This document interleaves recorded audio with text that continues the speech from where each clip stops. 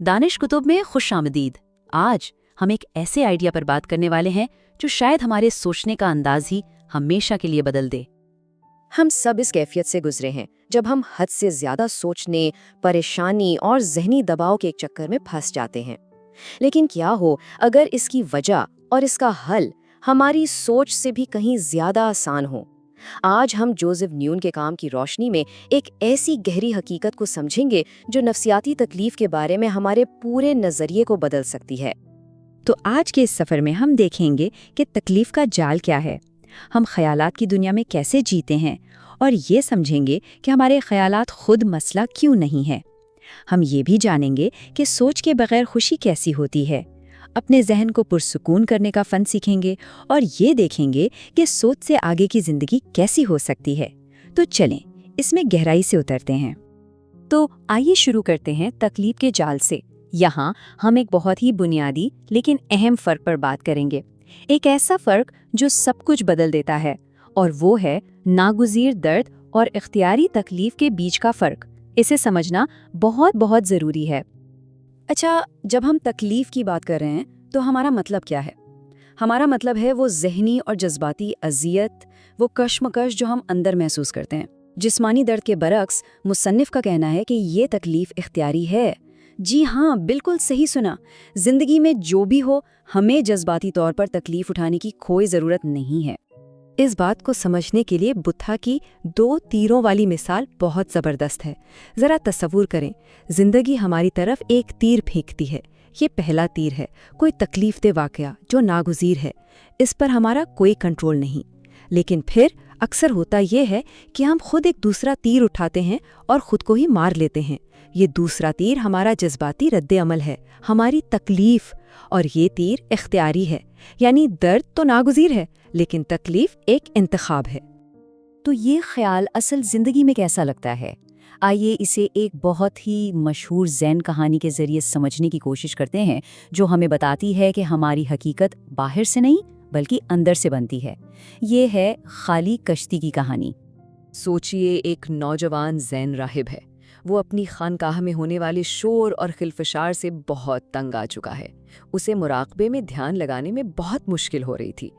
तो उसने एक मंसूबा बनाया। वो एक पुरसुकून झील के बीच में एक कश्ती में बैठकर मुराक़बा करेगा, जहाँ उसे कोई परेशान नहीं कर सकता। कई दिन तक तो सब बिल्कुल ठीक चलता रहा। उसे वो सुकून मिल गया जिसकी उसे तलाश थी। आखिरकार वो बगैर किसी रुकावट के मुराक़बा कर पा रहा था। लेकिन फिर एक सुबह जब वो गहरे ध्यान में था, एक हल्का सा झटका लगा। उसे महसूस हुआ कि एक दूसरी कश्ती उसकी कश्ती से आकर टकराई है। इसका सारा सुकून एक पल में गायब हो गया। वो गुस्से से चीखा, अरे अपनी कश्ती हटाओ, तुम मुझसे टकरा जाओगे। लेकिन कोई जवाब नहीं आया। कश्ती करीब आती रही और फिर जोर से टकरा गई। अब तो उसका गुस्सा 7वें आसमान पर था। वो एकदम खड़ा हो गया, उस लापरवाह शख्स को सबक सिखाने के लिए तैयार, जिसने उसकी पुरसुकून सुबह बर्बाद कर दी थी। वो उस पर चिल्लाने ही वाला था कि आखिर इतनी बड़ी झील में वो सीधा उसी की कश्ती से क्यों टकराया। लेकिन जब उसने नजर डाली तो वो हैरान रह गया।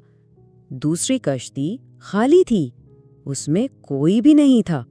वो तो बस हवा के साथ बहती हुई आ गई थी, और इसी एक लम्हे में उसका सारा गुस्सा हवा हो गया।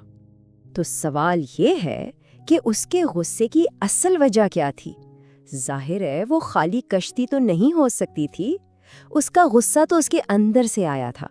उसे ये एहसास हुआ कि गुस्सा बाहर के वाक़यात से नहीं बल्कि उन पर हमारे अपने रद्द-ए-अमल से पैदा होता है। और यही इस कहानी का सबक है। हम हकीकत की दुनिया में नहीं बल्कि अपने ख्यालात की दुनिया में रहते हैं।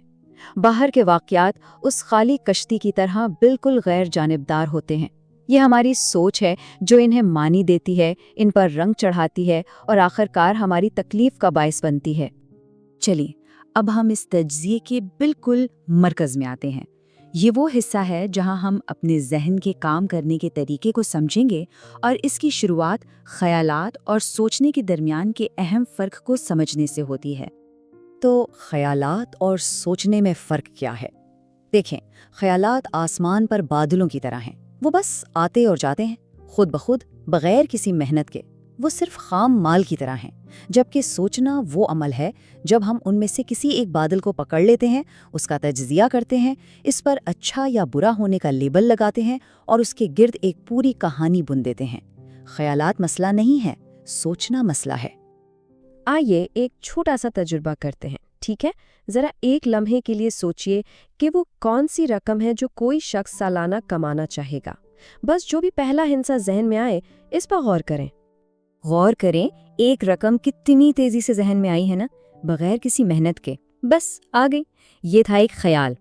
شاید اس خیال سے ایک خوشی یا آزادی کا احساس ہوا ہو، اس میں کوئی تکلیف نہیں تھی، ٹھیک ہے؟ اب اسی رقم کو لیں اور اسے 5 سے ضرب دے دیں۔ اب جب کوئی اس نئے بڑے ہدف کو حاصل کرنے کے بارے میں سوچنا شروع کرتا ہے تو کیسا محسوس ہوتا ہے؟ اب ذہن اس خیال کے ساتھ جڑ رہا ہے، اس پر کام کر رہا ہے۔ یہی وہ لمحہ ہے جب سوچنے کا عمل شروع ہوتا ہے، اور دیکھیں کہ کیا ہوتا ہے۔ خود پر شک ہونے لگتا ہے، پریشانی محسوس ہوتی ہے، یہ تو ممکن ہی نہیں، جیسے خیالات آنے لگتے ہیں، وہ ہلکا پھلکا احساس اب بھاری لگنے لگتا ہے۔ یہ سب سوچنے کی وجہ سے ہوتا ہے۔ اور یہ ہمیں اس ایک طاقتور جملے پر لاتا ہے، خیالات تخلیق کرتے ہیں، سوچنا تباہ کرتا ہے۔ وہ پہلا خیال ایک امکان تھا، ایک تخلیق، لیکن جب اس پر سوچنا شروع کیا تو شکوک و شبہات نے اسے تباہ کر دیا۔ ہمارا اگلا حصہ ایک بہت عام خیال کو چیلنج کرتا ہے۔ تو اگر منفی سوچ مسئلہ ہے تو اس کا حل مثبت سوچنا ہوگا، ہے نا؟ اچھا، شاید ایسا نہ ہو۔ آئیے دیکھتے ہوں کہ سکون کا راستہ اس سے بھی زیادہ گہرا ہے۔ ذرا کسی ایسے وقت کے بارے میں سوچیں جب خالص خوشی یا بے لوث محبت محسوس ہوئی ہو۔ زندگی کا کوئی بھی بہترین لمحہ یاد کریں۔ اس عروج کے لمحے میں ذہن میں کیا خیالات چل رہے تھے؟ زیادہ تر لوگوں کے لیے جواب ہے کچھ بھی نہیں، ہے نا؟ ہماری زندگی کے سب سے خوشگوار لمحات وہ ہوتے ہیں جب ہم سوچ نہیں رہے ہوتے، بس اس لمحے میں موجود ہوتے ہیں۔ اس کا مطلب ہے کہ خوشی مثبت خیالات شامل کرنے سے نہیں آتی، یہ اس سوچ کو ہٹانے سے آتی ہے جو ہماری فطری حالت پر بادل کی طرح چھا جاتی ہے، جو کہ خوشی، سکون اور محبت ہے۔ یہ کوئی نیا تصور نہیں ہے۔ جاپانی سامورائے ایک حالت کو جانتے تھے جسے موشن کہتے ہیں، یعنی بے ذہن۔ یہ ذہن کے بغیر ذہن کی حالت ہے، جہاں غصہ، خوف یا انا کے خیالات نہیں ہوتے اور انسان صرف اپنی جبلت کی بنیاد پر فوراً عمل کرتا ہے۔ یہ وہ حالت ہے جب سوچ راستے میں نہیں آتی۔ اسے ایک تھرمومیٹر کی طرح سمجھیں۔ جتنا کم سوچا جاتا ہے اتنا ہی زیادہ سکون اور خوشی محسوس ہوتی ہے، اور جتنا زیادہ سوچا جاتا ہے اتنا ہی زیادہ پریشانی اور مایوسی کا احساس ہوتا ہے۔ یہ ایک سیدھا سادھا الٹا تعلق ہے۔ تو اگر سوچنا ہی مسئلہ ہے تو ہم اسے روکیں کیسے؟ اچھی خبر یہ ہے کہ اس کا ایک طریقہ ہے، اور یہ سب کچھ نہ کرنے کا فن سیکھنے کے بارے میں ہے۔ آئیے دیکھتے ہیں یہ کیسے کام کرتا ہے۔ اس کو ایسے سمجھیں کہ ہمارا ذہن گدلے پانی سے بھرے ایک پیالے کی طرح ہے۔ اب اگر اسے صاف کرنا ہو تو کیا کرنا چاہیے؟ کیا اسے چھاننا چاہیے یا اسے مزید ہلانا چاہیے؟ نہیں، آپ اسے بس اپنی جگہ پر چھوڑ دیں۔ وقت کے ساتھ مٹی خود ہی نیچے بیٹھ جائے گی اور پانی قدرتی طور پر صاف ہو جائے گا۔ یہی اصول ہمارے ذہن پر بھی لاگو ہوتا ہے۔ پہلا قدم، ہلانا بند کریں، یعنی بس اس بات سے آگاہ ہو جائیں کہ آپ سوچ کے چکر میں پھنس گئے ہیں۔ دوسرا قدم، اسے بیٹھنے دیں، اپنے خیالات کو آنے دیں اور جانے دیں، ان سے لڑے مت۔ اور تیسرا قدم، وضاحت خود لوٹ آئے گی۔ آپ کا ذہن اس پانی کی طرح قدرتی طور پر خود ہی پرسکون ہو جائے گا۔ اپنی سوچ سے لڑنا بالکل ایسا ہے جیسے دلدل میں پھنس کر ہاتھ پاؤں مارنا۔ جتنا زیادہ آپ لڑیں گے اتنی ہی تیزی سے آپ نیچے دھنسیں گے۔ باہر نکلنے کا واحد راستہ پرسکون ہو کر خود کو ڈھیلا چھوڑ دینا ہے۔ جدوجہد کو چھوڑنا ہی آزادی کی کنجی ہے۔